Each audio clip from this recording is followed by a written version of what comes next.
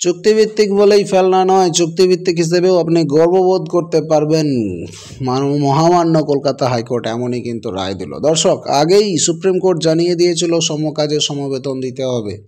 তাছাড়া এরকমও রায় পাওয়া গেছিল সুপ্রিম কোর্টের তরফ থেকে যে পার্মানেন্টদের সমান খাটিয়ে চুক্তিভিত্তিক করে রাখা যাবে না, অল্প বেতনে কাজ করানো যাবে না।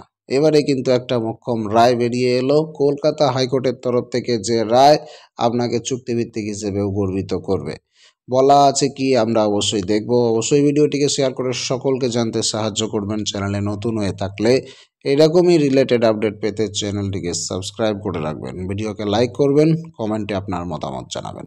তো আপনাদেরকে দেখাবো চুক্তিভিত্তিক সম্পর্কে কি মর্যাদা দিতে বলছেন কলকাতা হাইকোর্ট। তাদেরকেও কিন্তু এমবিবিএসদের সঙ্গে তুলনা করা হচ্ছে, যারা চুক্তিভিত্তিক চিকিৎসক বা যারা আয়ুষ চিকিৎসক তাদেরকেও সমান বেতন দিতে হবে। একই যাত্রায় পৃথক ফল হয় না, এমনই জানিয়ে দিচ্ছে কলকাতা হাইকোর্ট। একই যাত্রায় একই খাটনিতে পৃথক ফল হতে পারে না। দর্শক দেখুন, হেডলাইনে খবর বেরিয়েছে এমবিবিএসদের সমান বেতন পাবেন আয়ুষ চিকিৎসকরাও, রায় কোর্টের।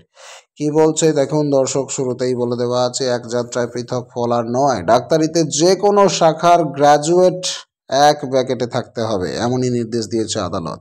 বলা হয়েছে এমবিবিএস চিকিৎসকদের সমান বেতন এবং আর্থিক সুযোগ সুবিধা দিতে হবে আয়ুষ ডাক্তারদেরও। মোটের উপর অ্যালোপ্যাথি চিকিৎসকদের চেয়ে আলাদা নজরে দেখা যাবে না আয়ুর্বেদ চিকিৎসক, হোমিওপ্যাথি চিকিৎসক, ইউনানির চিকিৎসকদের।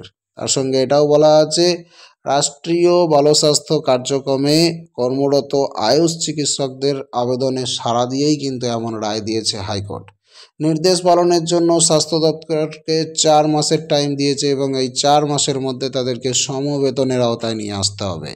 ন্যাশনাল হেলথ মিশনের অধীনে 9তে আরবিএসকে কর্মসূচি রাখা হয় বা চালু হয় দেশে, তখন কর্মসূচির মেডিকেল অফিসার পদে এমবিবিএস পাস অর্থাৎ অ্যালোপ্যাথি মেডিকেল অফিসারদের পাশাপাশি চুক্তিভিত্তিক কর্মী হিসেবে নেওয়া হয় আয়ুষের অধীন বিএএমএস অর্থাৎ আয়ুর্বেদ, তার সঙ্গে বিএইচএমএস অর্থাৎ হোমিওপ্যাথি আর বিইউএমএস অর্থাৎ ইউনানি চিকিৎসকদের।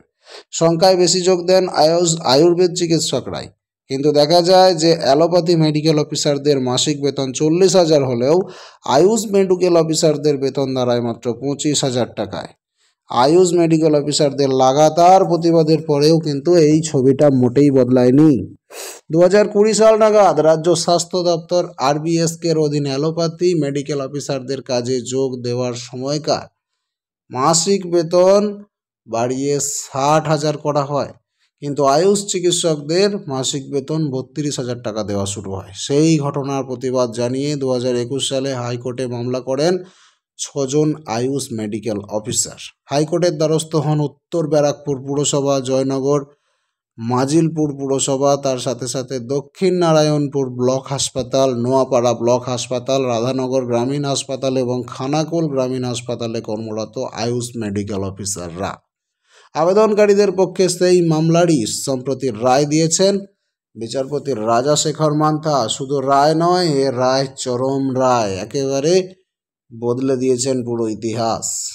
অ্যালোপ্যাথি আয়ুষ বৈষম্য নিয়ে 2022-এর এই অবশ্য নৈনিতাল হাইকোর্টে একই ধরনের মামলা করেছিলেন উত্তরাখণ্ডের আয়ুষ মেডিকেল অফিসাররা। সেখানেও রায় গিয়েছিল আয়ুষ চিকিৎসকদেরই পক্ষে। সেই রায় চ্যালেঞ্জ করে উত্তরাখণ্ড সরকার সুপ্রিম কোর্টে গেলেও হাইকোর্টের রায় বহাল রাখে দেশের শীর্ষ আদালত। ফলে কলকাতা হাইকোর্টও সেই রায়কে উদ্ধৃত করে রাজ্য স্বাস্থ্য দপ্তরকে নির্দেশ দিয়ে দিয়েছেন যে 4 মাস টাইম দিচ্ছি, 4 মাসের মধ্যে চুক্তিভিত্তিক অ্যালোপ্যাথি মেডিকেল অফিসারদের সমমর্যাদা দিতে হবে, চুক্তিভিত্তিক আয়ুষ মেডিকেল অফিসারদেরও দিতে হবে। খুব ভালো করে লক্ষ্য করবেন দর্শক, 4 মাস টাইম দিয়েছে কলকাতা আদালত, যেখানে বলে দেওয়া আছে 4 মাসের মধ্যে চুক্তিভিত্তিক অ্যালোপ্যাথি মেডিকেল অফিসারদের সমমর্যাদা দিতে হবে এবং চুক্তিভিত্তিক আয়ুষ এমদেরও দিতে হবে। স্বাস্থ্য দপ্তর সূত্রে খবর, এই রায়ে উপকৃত হবেন আরবিএসকে কর্মসূচিতে কর্মরত 1219 জন আয়ুষ মেডিকেল অফিসার। স্বাস্থ্য ভবনের একাংশ মনে করছে যেহেতু শীর্ষ আদালতের রায়েরই প্রতিফলন রয়েছে হাইকোর্টের এই রায়ে, তাই সুপ্রিম কোর্টে এই রায়কে চ্যালেঞ্জ করার কথা সেভাবে ভাবা হচ্ছে না। কারণ ওরা খুব ভালো করেই জেনে গেছে সুপ্রিম কোর্টে চ্যালেঞ্জ করতে গেলেও সুপ্রিম কোর্ট নাকানি চোবানি খাইয়ে ঘুরে ফেরত পাঠিয়ে দেবে। তবে এই নিয়ে আইনি পরামর্শ কিন্তু চলছে। রাজ্যের স্বাস্থ্য সচিব নারায়ণ স্বরূপ নিগম অবশ্য বলেন, বিষয়টি আমার জানা নেই, খোঁজ নিয়ে দেখব।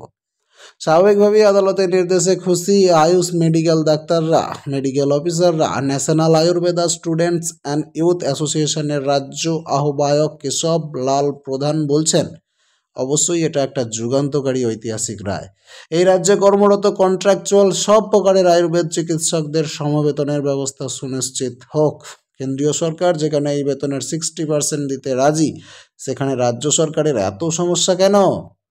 রাজ্য স্বাস্থ্য বিজ্ঞান বিশ্ববিদ্যালয়ের অফিসার ইনচার্জ প্রদ্যোৎ বিকাশ কর মহাপাত্র বলেন, খুবই আনন্দের খবর।